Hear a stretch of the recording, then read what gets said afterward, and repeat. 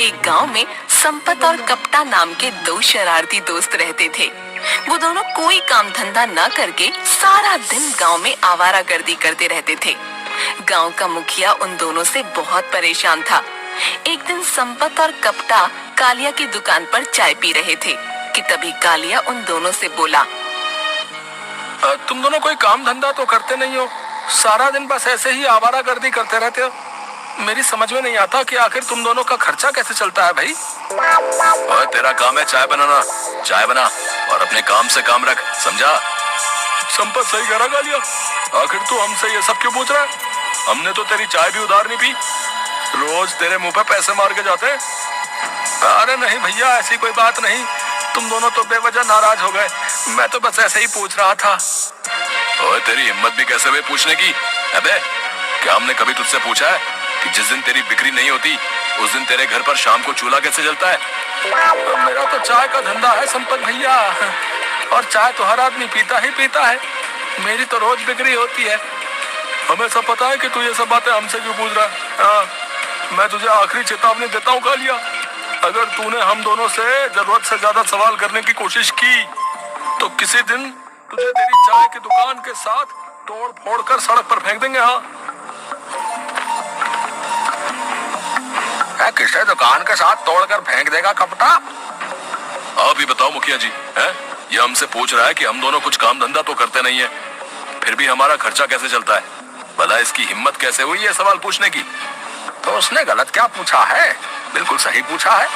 तुम दोनों दिन भर निठल्ले आवाराओं की तरह पूरे गांव में मटर गश्ती करते रहते हो, हैं? लड़कियां छेड़ने के अलावा तुम्हारे पास और कोई काम नहीं है, लेकिन कपड़े और जूते तुम सब ब्रांडेड पहनते हो भैया। अरे हमारा शहर में कपड़े का काम चलता है, कभी शहर की शक्ल भी देखी है तूने कपटा? है मुझे सब पता है कि तेरा और संपत का खर्चा कैसे चलता है। बस एक बात मेरी गांठ बांध कर रख लेना, 5 दिन बाद 15 अगस्त है, मैं बस 15 अगस्त तक ही चुप बैठा हूँ, उसके बाद मैं तुम दोनों की खबर लूंगा, और खास तौर से कपटा तेरी, मेरी आंखों से कुछ भी छुपा हुआ नहीं है। बोल तो ऐसा रहा है जैसे कि 15 अगस्त के दिन गांव में कोई मंत्री झंडा फहराने के लिए आ रहा है। बिल्कुल सही कह रहे हो कप्ता भाई, आपको पता नहीं कि शहर से एक बहुत बड़ा मंत्री 15 अगस्त वाले दिन हमारे गांव में झंडा फहराने आ रहा है। मुखिया जी ने 15 अगस्त पर सारे गांव वालों को दावत दी है, हर घर में लड्डू बांटे जाएंगे।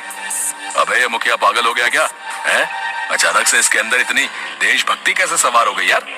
अरे कोई देशभक्ति सवार नहीं हुई मुखिया पर, जरूर इसे उस मंत्री से कुछ काम निकलवाना होगा और कुछ नहीं। तू यहीं बैठ, मैं तो चला अपने काम पर, चाहे तो एक कप चाय और पी लेना। मुझे सब पता है कि तुझे कौन से काम पे जाना है। जब तुझे पता ही है तो फिर तू बोल क्यों रहा है?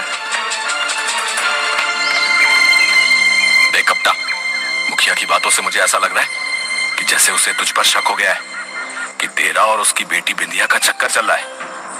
अरे बिंदिया मुझसे प्यार करती है, एक ना एक दिन तो ये बात मुखिया को पता लगनी ही थी, तो इसमें इतनी परेशानी की क्या बात है?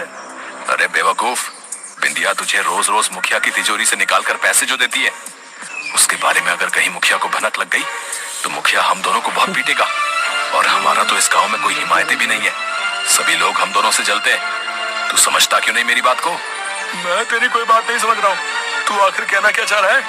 मुझे लगता है कि मुखिया को यह भी शक हो गया कि बिंदिया तुझे मुखिया की तिजोरी से चोरी करके पैसे देती है, और उसी से हम दोनों सारा दिन मौज मस्ती करते रहते हैं। अरे तो वो पैसा कौन सा मुखिया की मेहनत की कमाई का है?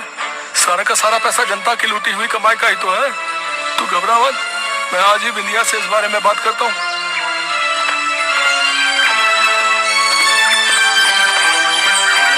मैं यहाँ पर कितनी देर से तुम्हारा इंतजार कर रही हूँ, मगर तुम्हें तो कालिया की दुकान से चाय पीने से ही फुर्सत कहाँ।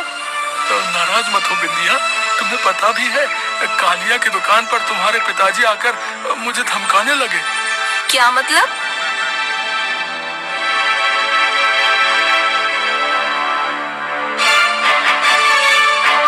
मुझे भी कुछ दिनों से ऐसा लग रहा है कप्ता कि पिताजी को शक हो गया है कि उनकी तिजोरी से पैसे मैं निकाल रही हूँ। लेकिन तुम तो बोल रही थी कि मुखिया जी तिजोरी में जो पैसे रखते हैं वो गिनकर नहीं रखते। अरे हो सकता है आप गिनकर रखने लगे हो और मैंने इस बात पर ध्यान ना दिया हो। वो सब बातें छोड़ो बिंदिया, मुझे 2000 रुपए की सख्त जरूरत है। पिताजी ने कुछ गलत नहीं कहा। तुमसे शादी के बाद भी क्या पता तुम मुझसे ऐसे ही पैसे मांगोगे और ऐसे ही पूरे दिन गांव में आवारागर्दी करते फिरोगे। अरे नहीं नहीं बिंदिया, मुखिया जी के पास इतना काला पैसा है, वो किस काम आएगा। उन पैसों में से ही मैं कोई कारोबार कर लूंगा। खबरदार जो मेरे पिताजी के पैसे को काला पैसा कहा। मैंने तुमसे कितनी बार कहा है, मेरे पिताजी कोई भ्रष्टाचारी नहीं है। हम खानदानी अमीर हैं। हमारे दादा परदादा की पुश्तैनी हवेली अभी भी पड़ोस के गांव में ऐसे ही खाली पड़ी हुई है। अरे वाह, तो शादी के बाद हम दोनों उसी हवेली में जाकर रहेंगे। लेकिन मुझे नहीं लगता कि मेरा विवाह तुमसे हो पाएगा। क्या मतलब, ये क्या कह रही हो तुम?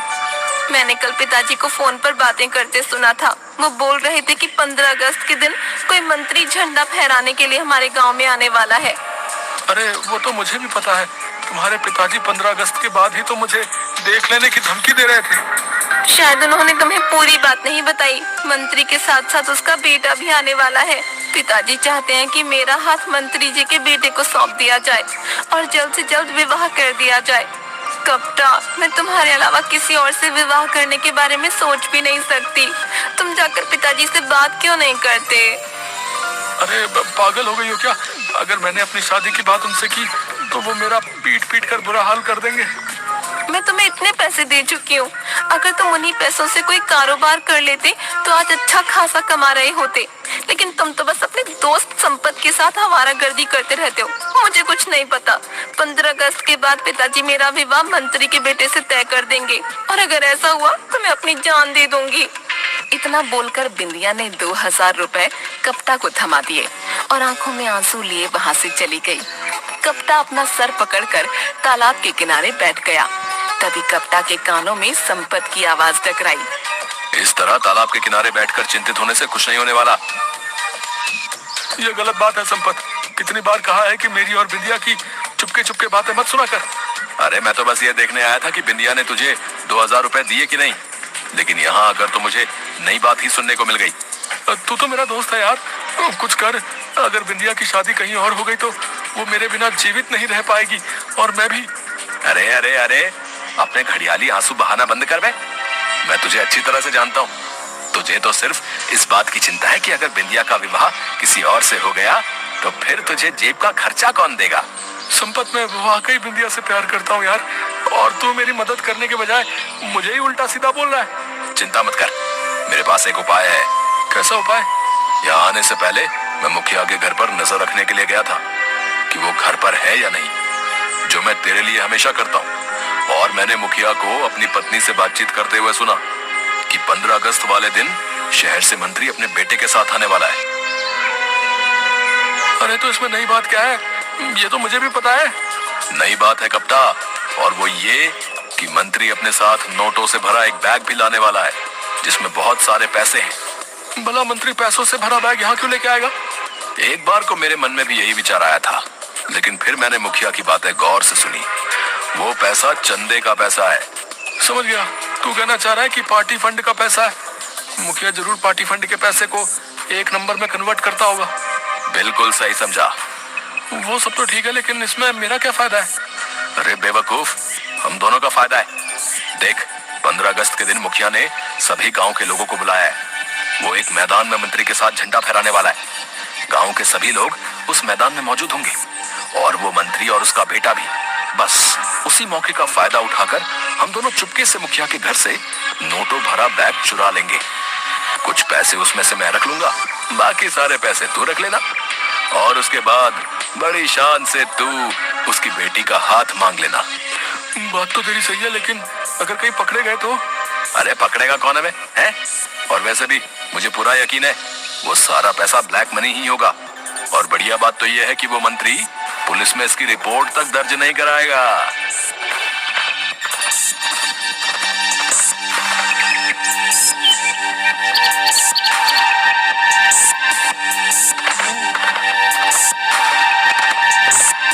एक काम कर, तू उस कमरे में देख, मैं इस कमरे में देखता हूँ। मुझे पूरा यकीन है कि वो बैग हमें मिल जाएगा।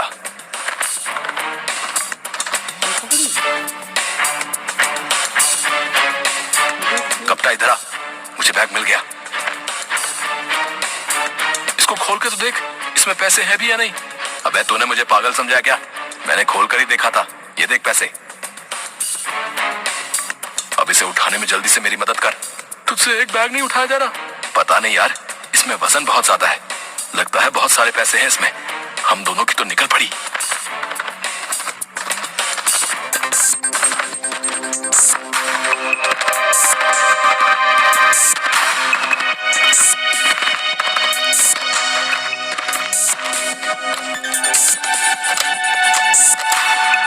कप्तान, इसमें तो सिर्फ ऊपर ही कुछ नोटों के बंडल रखे हुए हैं और नोटों के बंडल के नीचे तो हथियार हैं।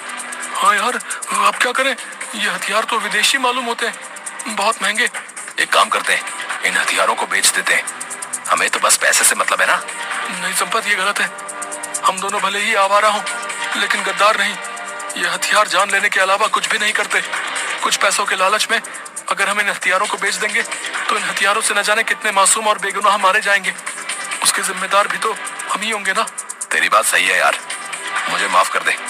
एक पल को मैं लालच में आ गया था, लेकिन अब क्या करें? एक काम करते हैं, हमें पुलिस के पास जाना चाहिए। पागल हो गया क्या है? अरे जरा सोच, कहीं मुखिया भी उस मंत्री के साथ अगर मिला हुआ होगा तो क्या होगा? अबे बेवकूफ, मुखिया भी पकड़ा जाएगा। और जब मुखिया पकड़ा जाएगा तो फिर बिंदिया की माँ बिंदिया का विवाह तुझसे नहीं करेगी।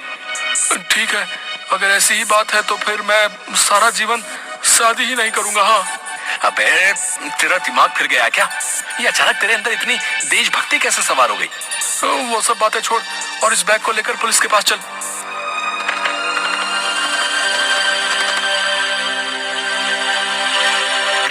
अब समझा, हम इस बैग को हर जगह तलाश रहे थे मगर हमें नहीं मिला। आज के दिन हमें सूचना मिली थी कि कुछ असामाजिक तत्व दंगे कराने की फिराक में हैं। इसका मतलब मुखिया और मंत्री इस काले कारनामे में शामिल हैं। चलो तुम दोनों मेरे साथ। संपत और कप्तान, तुम दोनों यहाँ पर क्या कर रहे हो? पहले ये बताओ, ये बैग किसका है? ये बैग तो मंत्री जी का है। मंत्री जी ने मुझे बताया था कि इस बैग में पार्टी फंड के पैसे रखे हुए हैं। लेकिन इसमें तो हथियार और बम है। इंस्पेक्टर साहब, ये जरूर इन दोनों की चाल है। देख कप्तान, मैं अच्छी तरह से जानता हूँ कि तू मेरी बेटी को पसंद करता है और तू ये भी जानता है कि मैं बिंदिया का विवाह कभी भी तेरे साथ नहीं करूंगा। इसलिए तूने मुझे फंसाने के लिए ये सारा का सारा खेल खेला है। मैं समझ गया हूँ। मैंने तुझे 15 अगस्त के बाद देख लेने की धमकी दी थी तो तू इस बात का भी बदला निकालने आया है ना? इनके पास ये हथियार कहाँ से आए? सीधी तरह से अपना मुंह खोल दे मुखिया, नहीं तो थाने में ले जाकर डंडों से तेरा मुंह खुलवा दूंगा, समझा? मुखिया ने गुनाह कबूल कर लिया और उस पुलिस अधिकारी ने पुलिस वालों को मंत्री और उसके बेटे को अरेस्ट करने का ऑर्डर दे दिया। मंत्री और उसका बेटा झंडा फहराने ही वाले थे कि तभी पुलिस ने उन दोनों को अरेस्ट कर लिया। उस बैग को देखकर मंत्री और उसका बेटा बुरी तरह से घबरा गए और उन दोनों ने भी अपने जुर्म को कबूल कर लिया। मुझे तुम्हारी देशभक्ति पर फक्र है कप्तान। देश के प्रति तुम्हारी ईमानदारी देखकर मैं बहुत ज्यादा प्रभावित हूँ।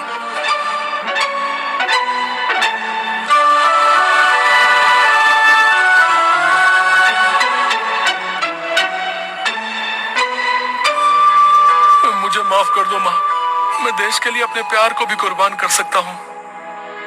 जो काम बरसों से मैं नहीं कर सकी वो तुमने कर दिखाया। मेरा पति देशद्रोही था। मैं हमेशा से एक देशभक्त के हाथों में अपनी बेटी बिंदिया का हाथ सौंपना चाहती थी, लेकिन आज मैं खुश हूँ कि वो एक सही हाथों में जा रही है। कुछ दिन बाद बिंदिया और कप्ता का धूमधाम से विवाह हो गया। वीडियो अच्छा लगा हो तो ज़्यादा से ज़्यादा लोगों को शेयर करें। Thanks for your watching guys. Like करें, सब्सक्राइब करें एंड बेल नोटिफिकेशन को ऑन करें। वीडियो अच्छा